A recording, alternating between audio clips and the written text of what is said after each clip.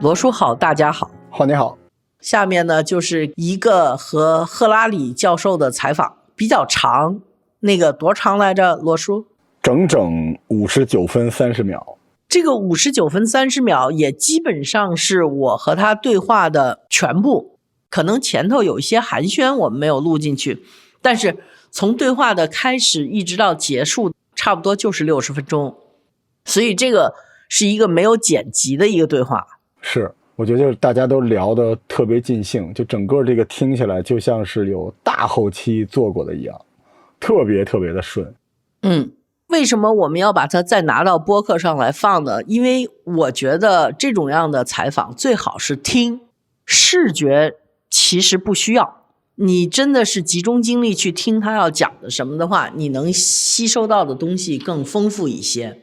而现在因为是一个视觉的世界，但是60分钟的视频很难有完播率的，不管是出版他的书的中信呢，还是其他的什么平台啊，都是要求我们做成切片去完成。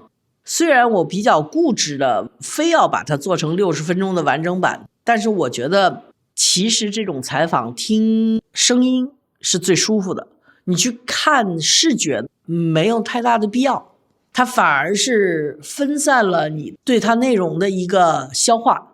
所以我们还是要把60分钟放到一个播客上头来，然后这个就是我们恍然大悟 2.0 的第1期。好的。好，我们俩不说什么了，请大家听这个采访吧。好的。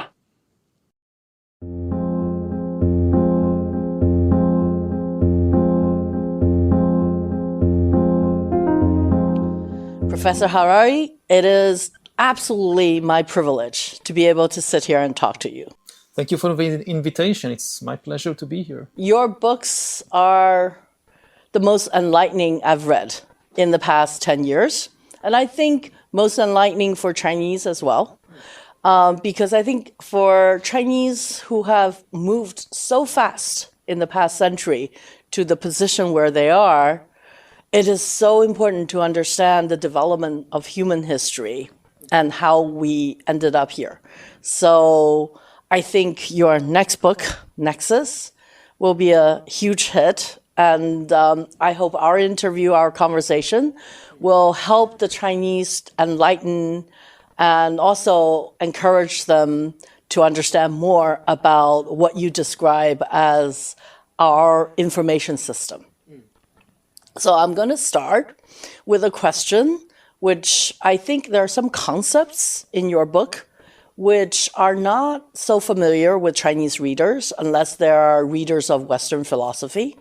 One of them that's very important is intersubjective reality. Oh, okay. Yeah. So, I mean, I think... It's a big one to start with, but I'll be happy to. Yeah, so in the book, it's explained very well, but I think for our conversation, we might use the word, and I don't want people not to understand what we're talking about. It's actually quite simple. Yeah. I mean, the word is frightening, Yeah. but the meaning is very simple. Most of us are aware of two levels of reality. Mm-hmm. There is objective reality and subjective reality. Objective reality is something that exists independently of what we think about it, of what humans believe. Like if you think about an asteroid coming from outer space, it doesn't matter if I know that it's coming, if people believe that it's coming, it's there. And if it hits the Earth, it will create a huge catastrophe. And again, our beliefs don't matter. Many of the laws of nature, like, gravity, for most of history, people didn't know about gravity. It was still there, holding the world rotating around the sun, even though people believed that the world was standing still, not moving. So this is objective reality. Then you have subjective reality. Subjective reality are things that exist in our own minds, in our feelings, in our beliefs. If I feel pain, this is a subjective reality. Nobody else in the world feels this pain. I feel it. This is my subjective reality. If I stop feeling the pain, it disappears. Or a dream at night Only I dream it. I see something in the dream. For me, it's real. If I stop dreaming, it disappears. So this is objective and subjective. But in history, some of the most important things are in between. They are intersubjective. A good example is money. You think about what is money. So money is not objective, like an asteroid or like gravity. Because if we stop believing in money, like you have this piece of paper and you go to a supermarket to buy something, why is this piece of paper valuable? You cannot eat it. It's not food. You cannot drink it. It has no objective value. It is nevertheless valuable because a lot of people believe that it is valuable. I go to the supermarket, I give this piece of paper to the stranger, and they give me an apple that I can eat. So it's not an objective reality, the money, but it's not subjective either, because it's not just my belief.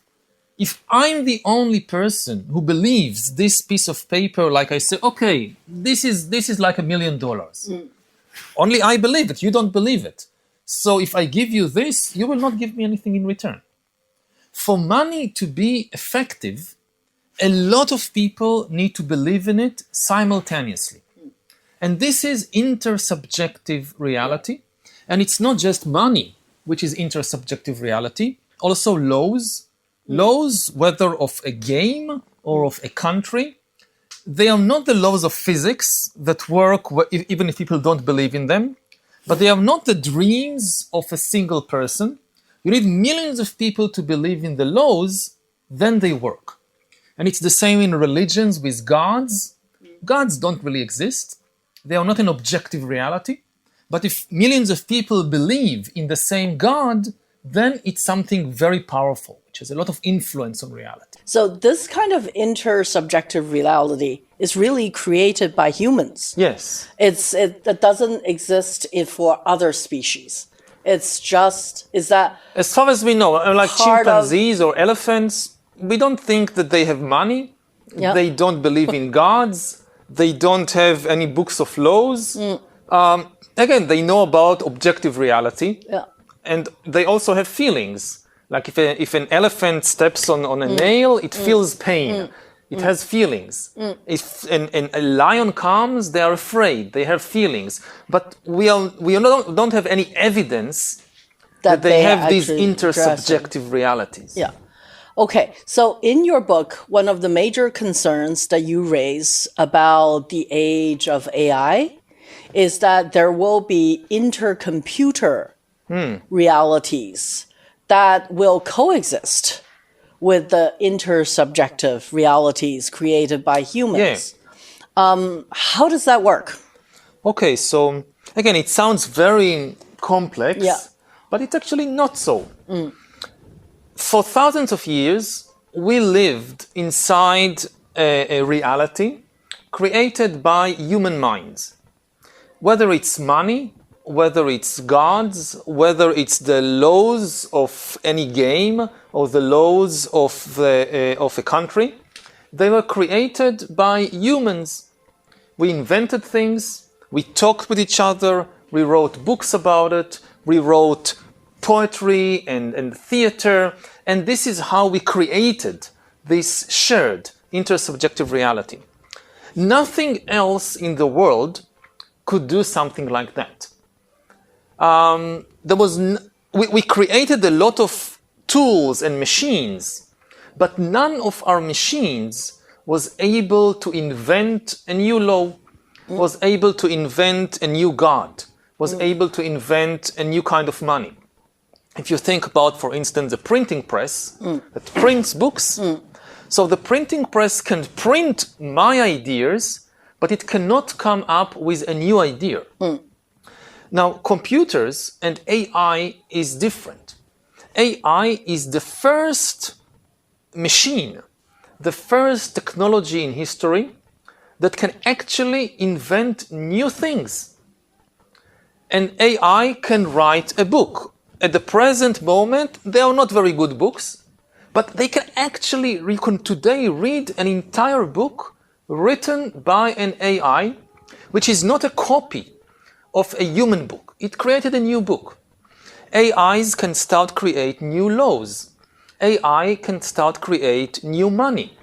So you have, all these cryptocurrencies like Bitcoin and Ethereum, and I'm not sure how big it is in China, but now in the West, it's kind of becoming very big.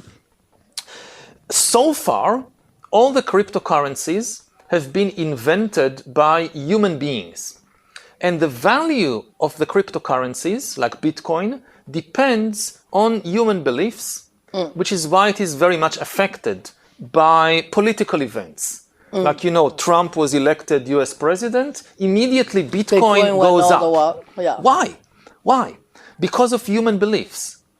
People believe, Trump is in favor of Bitcoin, so he will deregulate the financial market and Bitcoin goes up.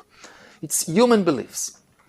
What happens now if AIs start to invent, let's say, new kinds of money? And money is not just paper. I mean, most money in the world today, where is it? 95% of the money in the world is no longer paper or coins. It's just information in computers. It's just a number in the... It's just numbers. It's data. Yeah, it's just data passing between computers. I've been to China, a couple of years ago. And I think it was 5 years ago, and already the beggars in the street, they would sit with a QR code because people no longer have paper money. So if you're a beggar, even the beggars need a QR code. A QR code Yes. for people to donate to you with their phone. So almost all money is just information passing between computers. What happens if AIs start to invent new kinds of money? Why not? Finance is the ideal playground for AI. We have a lot about, self-driving vehicles.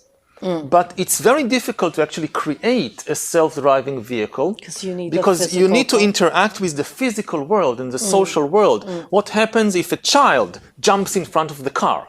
Difficult. Finance is the ideal playground for AI because it's a purely informational realm. It's only information. That's everything that happens in the financial markets. Money, bonds, stocks, the stock exchange, it's only information. And AIs can play this game of finance even better than humans. No human being is able to follow all the different things happening in the financial markets. Too much information. But AI can. So it's very likely that AIs will increasingly play a central role in the financial markets, that people will give them the authority, the power to make decisions, to invest money. And then AIs could start coming up with new financial devices, and money is just a financial device. So this is an intercomputer reality. An intersubjective reality is that you and me and many other people, we communicate and interact to create money that we all believe in. And then it works. Now we have a situation when many computers, millions of computers, millions of AIs might interact with each other, trade with each other, and create new kinds of money, for instance, which humans cannot even understand. The same way that horses don't understand our money. For thousands of years, people have been buying and selling horses for money, but the horses couldn't understand what was happening. Now, you can have AIs making decisions about our life, like you apply to a bank to get a loan, and an AI decides whether to give you a loan or not, and we can't understand how the AIs are making decisions about our life. We are the horses now. We are the horses now, yeah. Not a good idea. Not a good position. Not a good position. I mean, it's not we can take action to prevent this. Yeah. But previously, this was just impossible. There was nothing in the world that could make such decisions about us because horses couldn't, only humans could. Right. And all our machines were incapable of making any decisions. You know, whether it's a printing press, whether it's something like an atom bomb. So much power an atom bomb can destroy a whole city, but it cannot make decisions. All the decisions about what to do is made by humans. Yeah. Now AI can make decisions about us, and if we are not careful, we will be like the horses. Yeah, that is very concerning. The other thing that is concerning in the book, and I think you made many emphasis of that in interviews and also in the book, is that there's a difference between intelligence and consciousness. Yeah. And humans have consciousness. Yes. We also have intelligence, but our intelligence in terms of efficiency is nothing like computers. Yeah. So in that respect, if the intercomputer reality is coming quickly to us and probably at a speed that we as horses do not understand.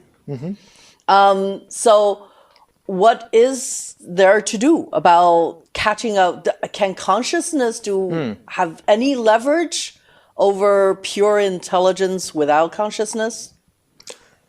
At the present moment, yes, we still have a lot of power, we still have control.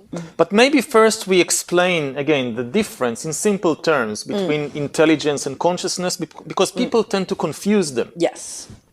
Intelligence is the ability to pursue goals and to solve problems on the way to achieving the goal.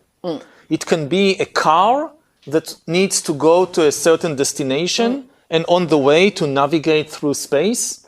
It can be, you play a game like chess or Go, and the goal is to win the game, and you need to solve many problems on the way.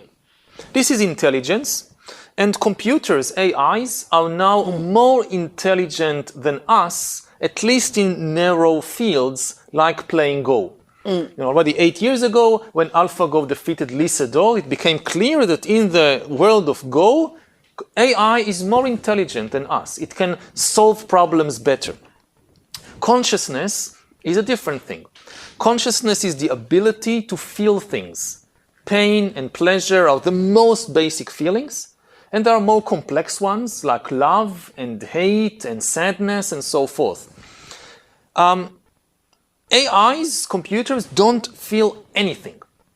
When AlphaGo played against Lee Sedol, it was not anxious about the result.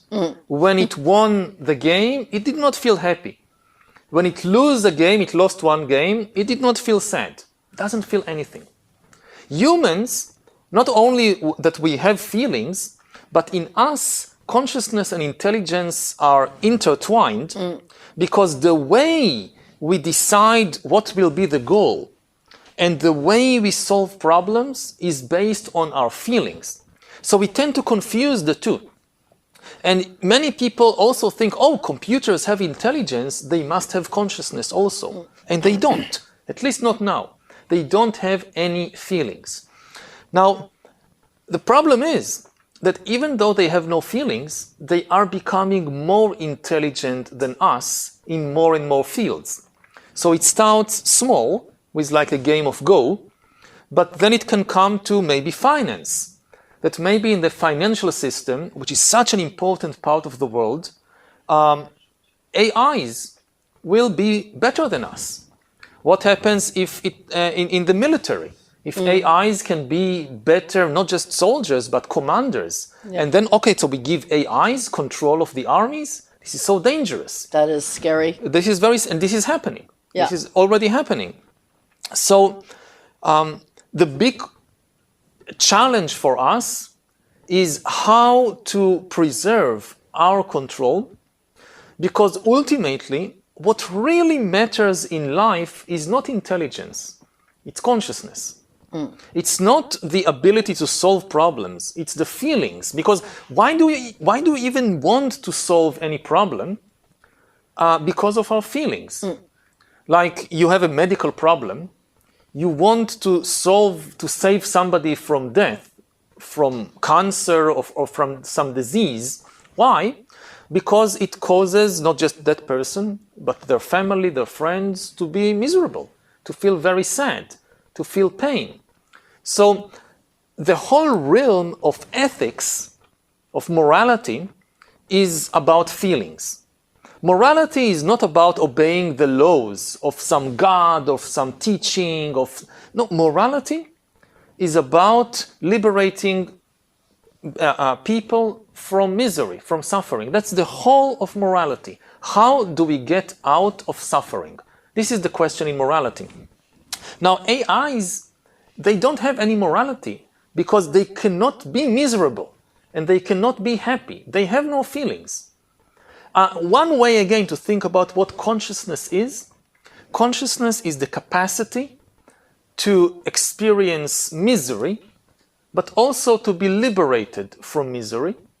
And this is the central question of morality, of ethics.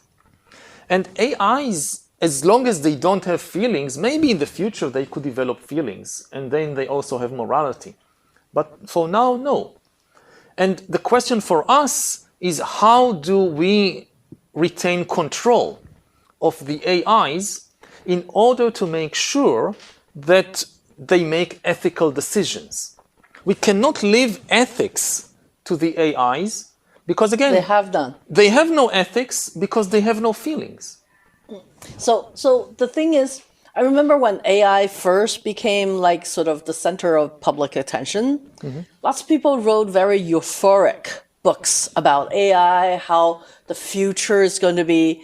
It's almost like the cartoon Jeffersons, you know, it's like there's this imaginary future world and so optimistic. And one of the things that was always said, especially popular in China, is that all the menial jobs, like picking up dirt or cleaning the street and everything, those things will be done by AI from now on. And humans will be left to create beautiful things and write, sing, make movies or whatever. But what happened? It didn't turn out that way because AI the first conflict between humans and AI came in Hollywood with the Screenwriters Guild protesting and on strike because the big corporations were using AI.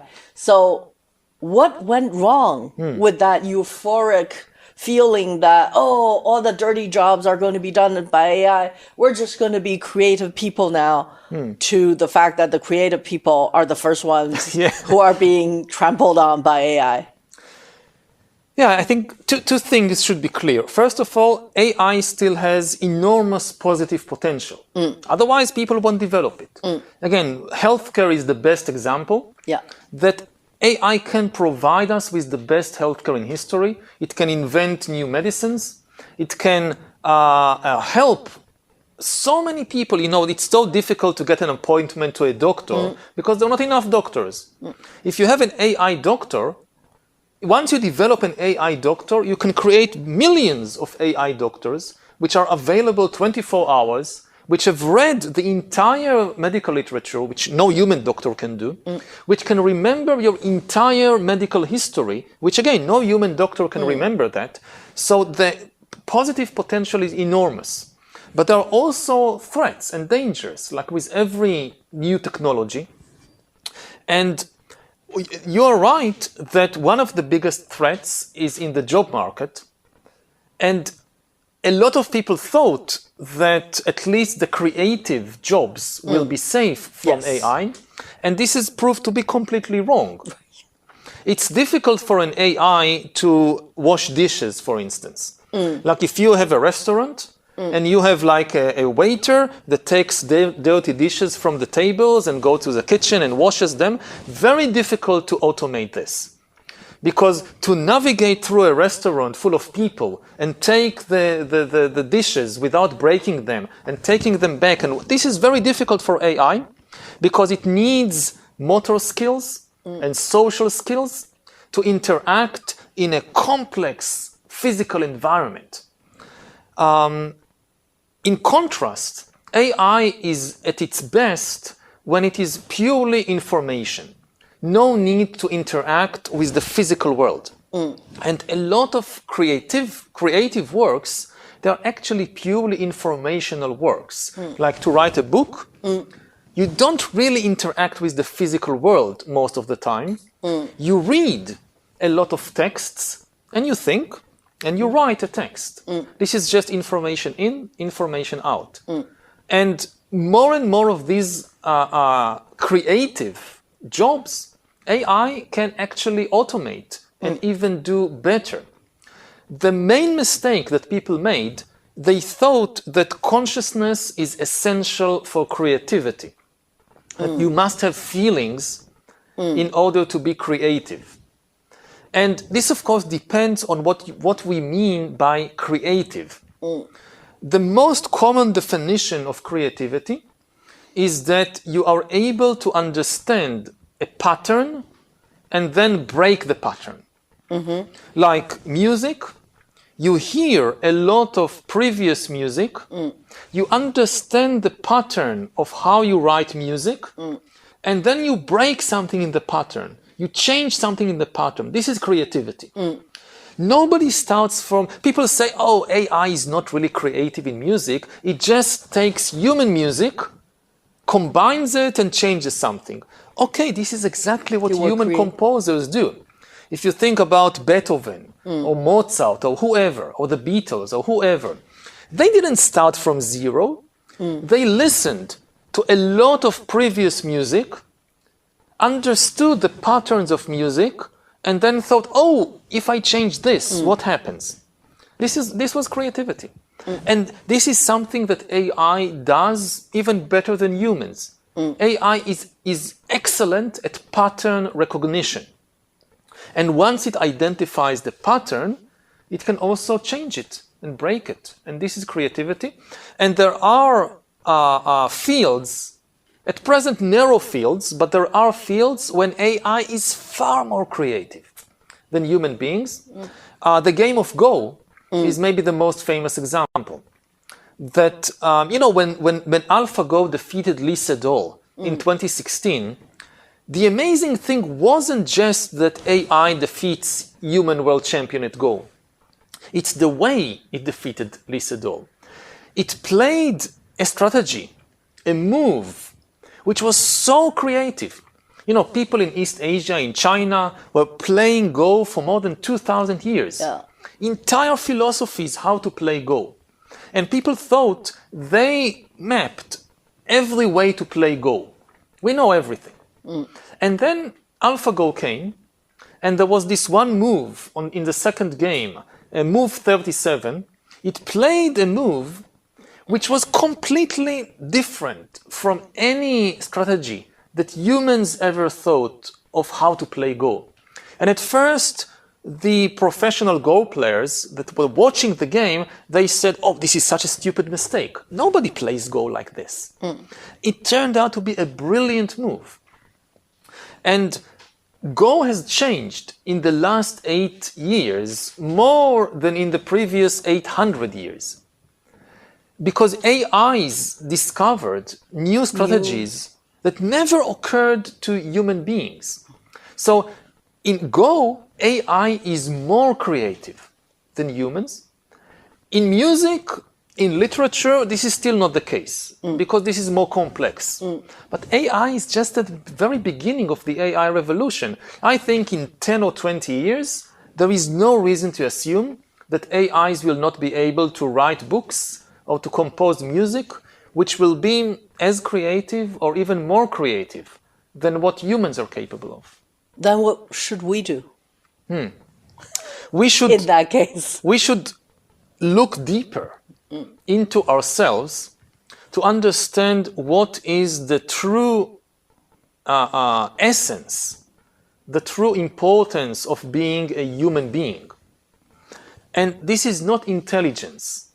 In terms of intelligence, I think that there is no way for us in the long term to compete with AI.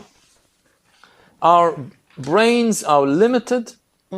AI will develop for generations, for centuries, for thousands of years. We cannot compete with AI in intelligence. But what is really important about the human being is consciousness. Even if you think about something like music or like poetry, AI can start creating music more creative than us. But we cannot give the AI the job of experiencing the music. This is only human beings. Like the experience of not just listening to music, but also playing. Like if you want to, there is a value and a joy in playing the piano, which, you know, AI can play piano better than you, but you cannot give the AI the job of playing. Yeah. I mean, the joy comes, it's like relationships. Yes. That you cannot have an AI replace you in your relationship with your family, with your friends. It is meaningless. So I think it was always important for humans to explore their consciousness, their mind, again, to understand what is the deep source of misery and of happiness in life. This is what existence is ultimately about. And this is something which, at least for now, is completely beyond the reach of AI, because it has no consciousness, it has no mind. So we invest so much in developing AI and also in developing our intelligence, and we neglect developing our consciousness. But actually, this is the really important thing about human beings. Yeah. Okay. I have another question, because in China, social media it's on a parallel universe to the West, but e-commerce is blooming. It is, but the big debate in China, and you often see it also on social media, is that the powerful algorithms of attracting people to buy, especially with streaming, is replacing a lot of physical stores. And so a lot of people feel that the first battle between AI and humans happened in China, in e-commerce, in the retail business. Okay. Because people who are manufacturers and retail shop owners are being squeezed out of the market because of social media's booming. Is it time that we should question the way capitalism works? Because an open market tend to always reward the most efficient, and algorithms are obviously proving that they're more efficient than a physical store, mom and pop shop, or the manufacturer, etc., etc. So, and the key question is, what is the aim? What is the purpose? If you just want the most efficient service, then the algorithms will increasingly take over.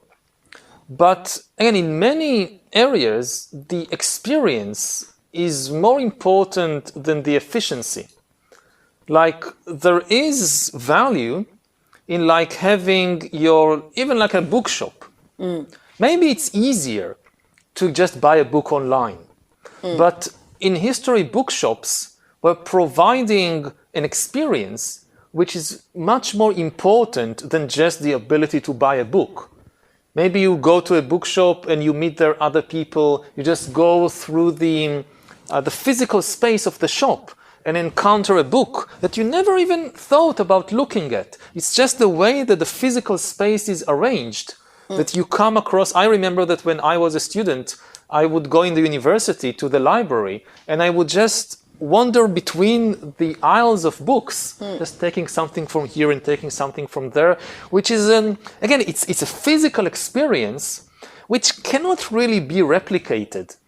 If the algorithm takes you straight where you want to go, and very often the most interesting things is the accidents that happen on the way.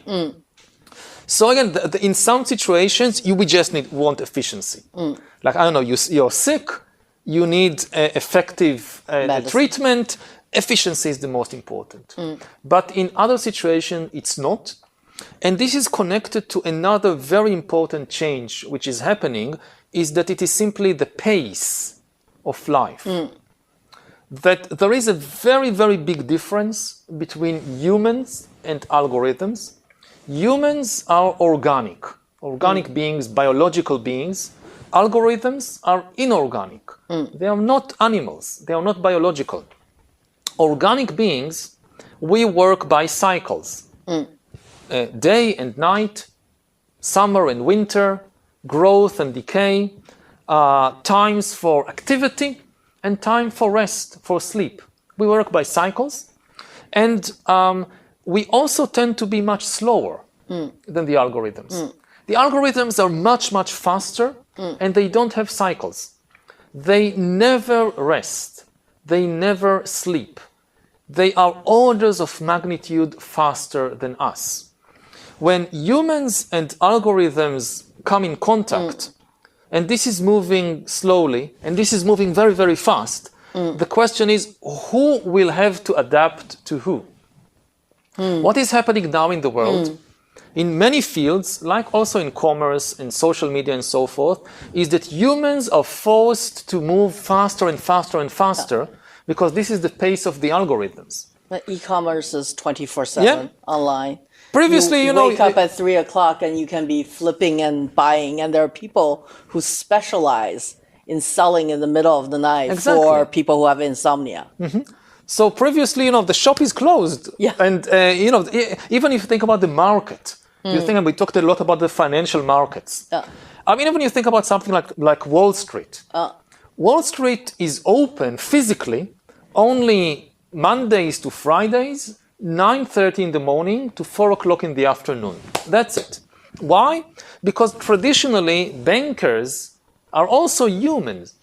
They want to go to sleep at night. They have family. They want to go on vacation. They want to celebrate holidays. Algorithms don't need to sleep. They have no families. They don't go on holidays. So they work 24 hours. And then the pressure on bankers, on investors, on commerce, on social media is to don't sleep, don't go on vacation, just work 24 hours like the algorithms. And this is destructive to human happiness, to human well-being. If you force an organism, an animal, a human being, to be active 24 hours a day, eventually they collapse and die. It's as simple as that. We cannot keep pace with the algorithms. They are very, very efficient. They are too efficient. If we need to make them slow down, to be less efficient, because if we are forced to work like them, we'll just collapse. So this probably would bring a lot of sort of food for thought for people who run huge internet companies, who actually are trying. In China, for a while, there was this horrible work schedule called 996, 9 to 9, and then 6 days a week. So a lot of people were very critical of that, but that was a work schedule that was created by the huge internet companies. And I suspect that it has something to do with organic humans trying to keep up with inorganic algorithms. Yeah, because the algorithm, like if you have a platform, the platform runs 24 hours a day. You need engineers to be there 24 hours a day in case there is a glitch in the platform, in case something happens.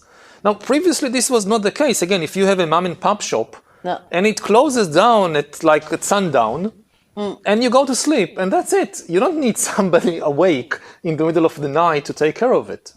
One of the other problems for social media that you pointed out in your book is that most social media companies, either in China or in the West, are inspired. The goal that they give to the algorithm is traffic. You just create and generate the most traffic you can.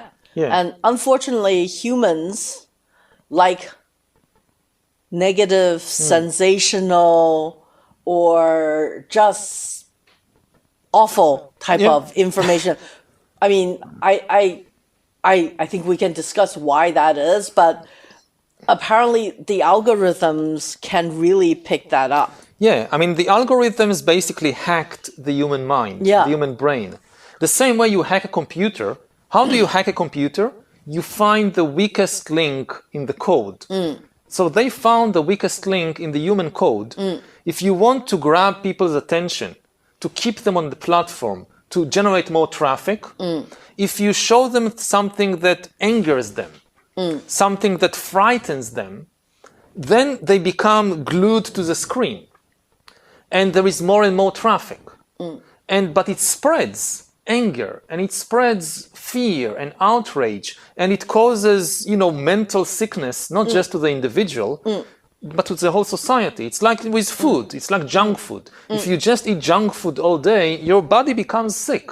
If you just eat junk information all day, your mind becomes sick. And there is an evolutionary reason for that. Because, when we were hunter-gatherers in the savannah, and you go and you find, let's say, you're looking for something to eat, you have to be all the time attentive to danger. Like if you go through a forest, and there is a tree here, and there's a tree here, and there is a bush here, and there is a snake there. You must focus your attention on the snake. The tree, if you pay attention or not, it will not kill you. The tree here, maybe there is some fruit, but if you don't eat them, you will not starve. But the snake, if you miss the snake, you are dead. So we are programmed that if we go around and there is all kinds of information and there is a danger, all attention on the danger. Now, in the savannah 100,000 years ago, you go through the forest, there isn't a snake every moment. Like you can go for hours and hours and there is no snake. Once there is a snake, a snake, you're careful. Now with social media, there is a snake every moment. Like they discovered if you want to catch your attention, you show the snake. It was never like this in the state of nature, except in very extreme situations. But now in social media, like you scroll social media, snake, snake, snake, snake, snake. And every time you see a snake, the attention, because this is how you're programmed. So they create a virtual, an artificial reality, which is full of fear and full of anger and full of greed, which constantly catches our attention. But it is destructive. It's maybe good in the short term for the company which is doing it, because more and more traffic. But for the individual and for society, it is destructive.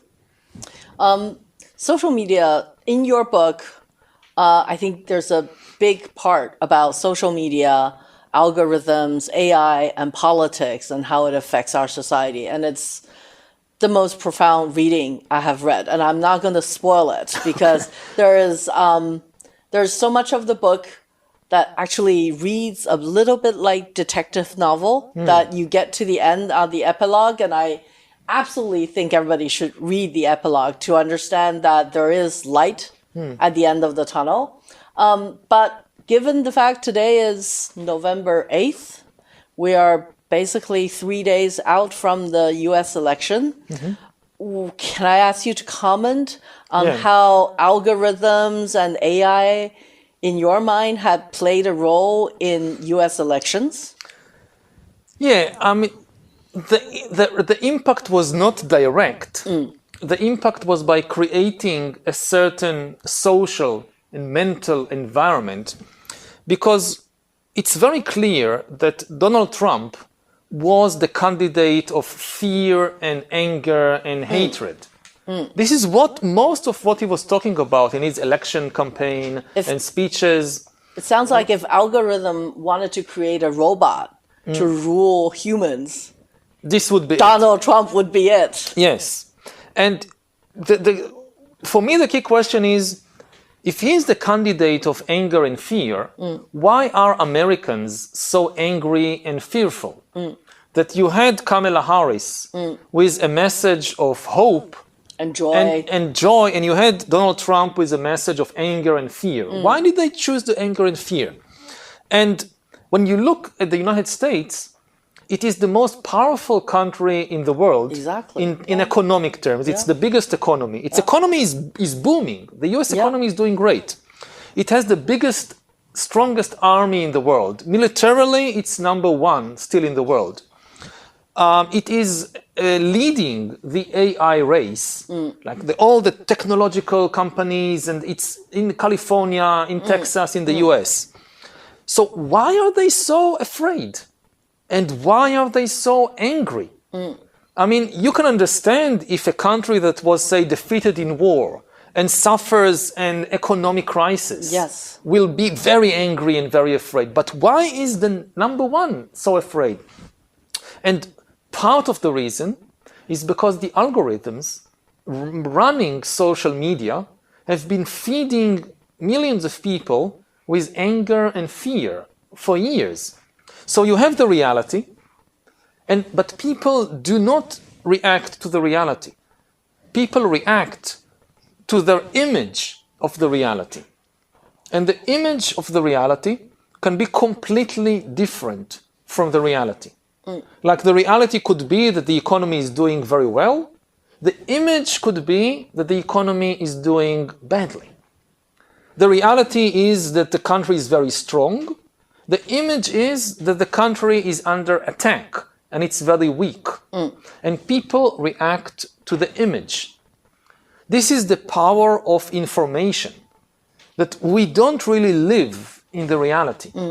We live inside an information cocoon that we create. That traditionally was created by humans, now is increasingly created by algorithms. Yes.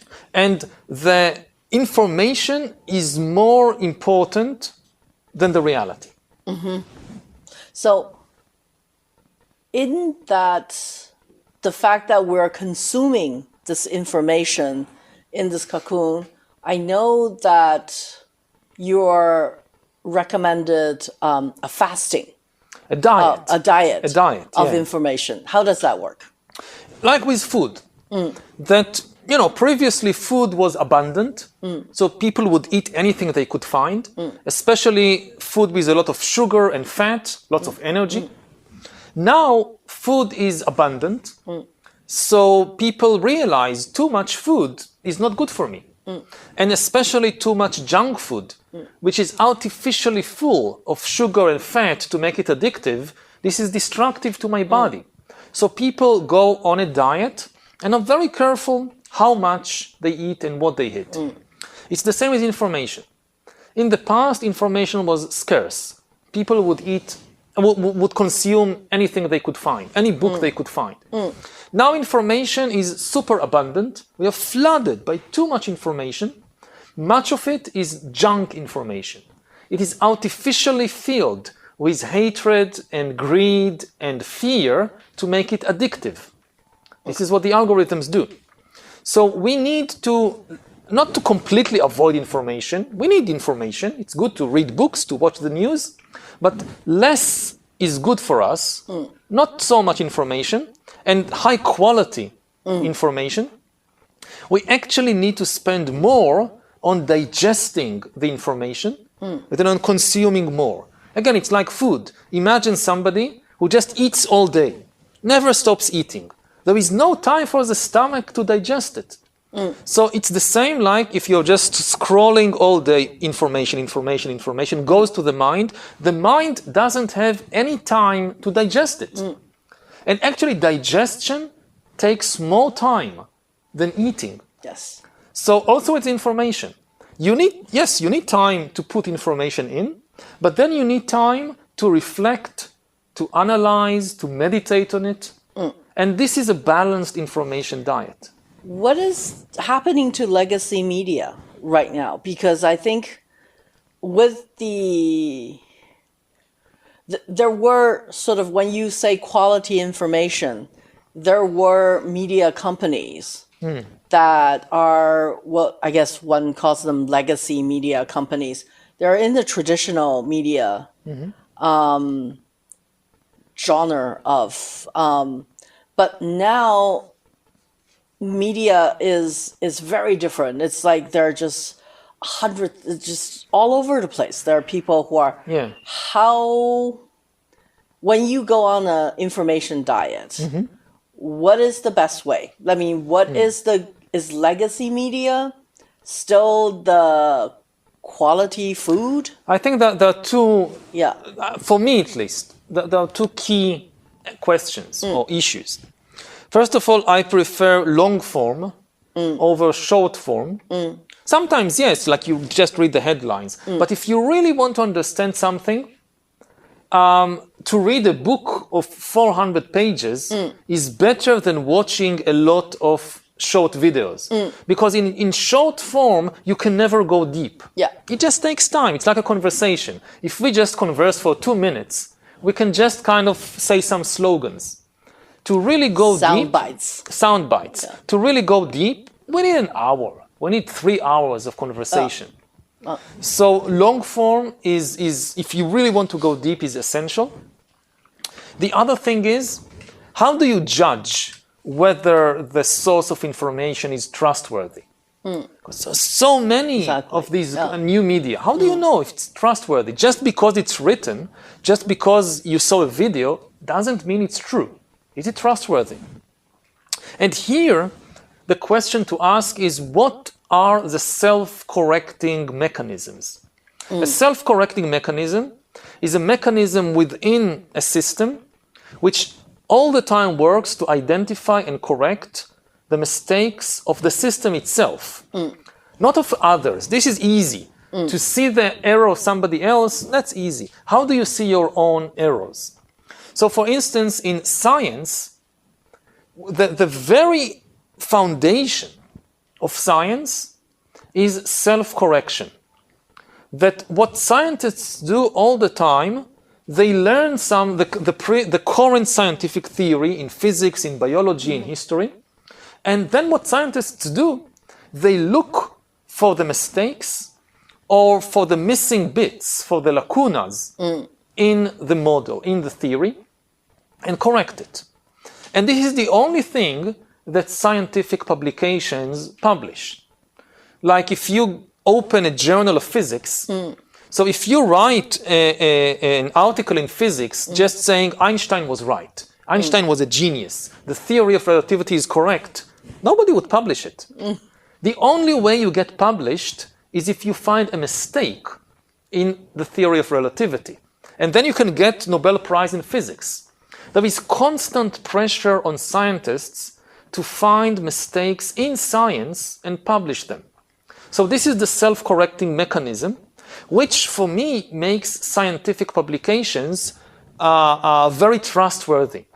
Because I understand the logic of the system. Scientists get promotion and get published only if they correct the existing knowledge. They are never rewarded for simply saying that, oh, everything that we knew before, it's true. Then there are other mechanisms, like with these social media algorithms, they have no incentive to correct their mistakes. Their incentive is completely different. As we said, the incentive in a lot of social media platforms is simply to gain traffic. So they have an incentive to say the most sensational things, the most angry things, the most frightening things to get more traffic. And if they make a mistake, they have no incentive to say, oh, what I published yesterday was not true. Actually, I got this wrong. There is no incentive. So this is far less trustworthy. I mean, maybe to make it this long story short, the question to ask is, what did you get wrong? Tell me about your previous mistakes. Science, if you ask a scientist, a physicist, a biologist, tell me about the big mistakes of biology, they can give you a long list of things they got wrong in the past. But in other cases, if you ask somebody, an institution, a person, tell me about big mistakes of the past. And they say, we never make mistakes. Never believe that person or that institution. So you must have access, or they must be looking for a conversation with you, with all the big AI developers, like ChatGPT, like people like Sam Altman, do they confess to you their mistakes? Or how does the conversation go? Because in some ways, you're talking about them. Yeah. Some of them are very concerned about what is happening, and they are open for this conversation, but they constantly go back to one issue, to one theme, which is the race. That they say, yes, we know we made mistakes. We know what we are doing is dangerous. We know we actually need to slow down, to invest in safety, to be more careful. But if we slow down, our competitors in another company or in another country, they will not slow down and they will win the race to create AI. So they say, if we slow down, it only means the most ruthless competitors will win. So we have to move fast. And you talk then with the competitors, and the competitors say exactly the same thing. They also say, yes, we know it's dangerous. We would like to slow down, but they are not slowing down, so we can't. And everybody is locked in this kind of arms race mentality, which is very difficult to break. Because what is really lacking is trust between humans. And they are gambling that they can trust the AIs when they are unable to trust the other humans. And unfortunately, over the last 10 or 15 years, we see all over the world a collapse of trust. There was a lot of trust in the world in the early 21st century, and now the trust is collapsing. And it's a vicious cycle. The less trust there is, people become more competitive, more ruthless, more egotistical. Every person, every company, every country thinks only about itself. Then there is even less trust, and it just gets worse and worse. It's a vicious circle. Vicious circle, yeah. I want to end this conversation on a positive note. Yeah, please. I want to talk about symbiotic human relationships, which you talked about at the end. How do we discover that? And what is symbiotic relationship in terms of a historical thing? It seems it is stronger than the anger and the hatred. Or is that the fact that humans have survived through tens of thousands of years, how do we rediscover that kind of relationship?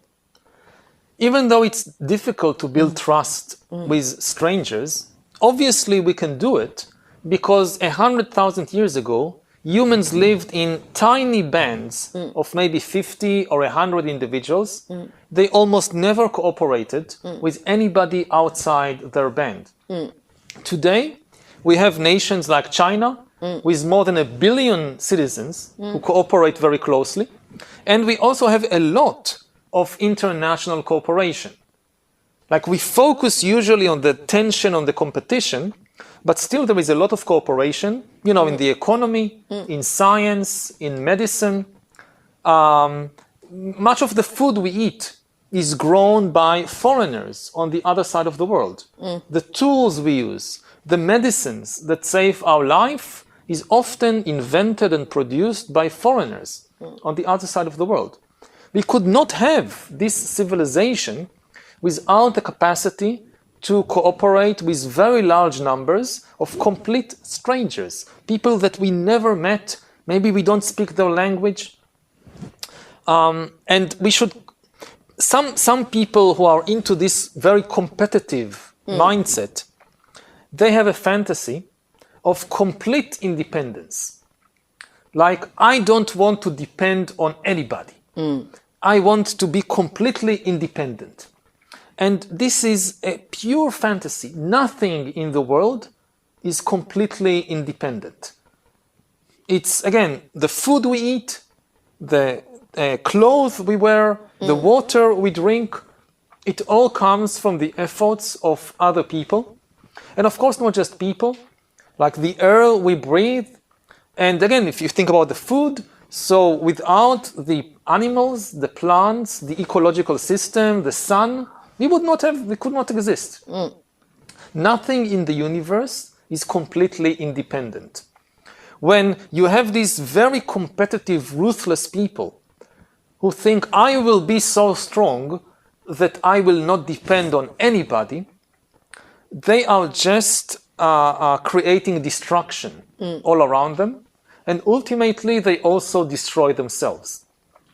So we need just to, again, it's a very basic realization, but still hard for It's people. very difficult, people, you realize. To realize you cannot be completely independent. Like you are part in so many ways. On social level, biological level, physical level, you are part of all these systems in the world. And you need to let go of this fantasy of complete independence. Only then you will also be able to understand yourself better. That you are not this kind of very hard shell that is completely separate from the rest of the world. You are more kind of a movement of things coming in and out, like the breath. Yeah. Like every moment we breathe something and we exhale something. So this is constantly us and the universe in interaction. If you say, no, I'm independent, you hold your breath, you die within 1 minute. Thank you. Thank you so much. It was great. Thank you. It was really a pleasure to talk to you.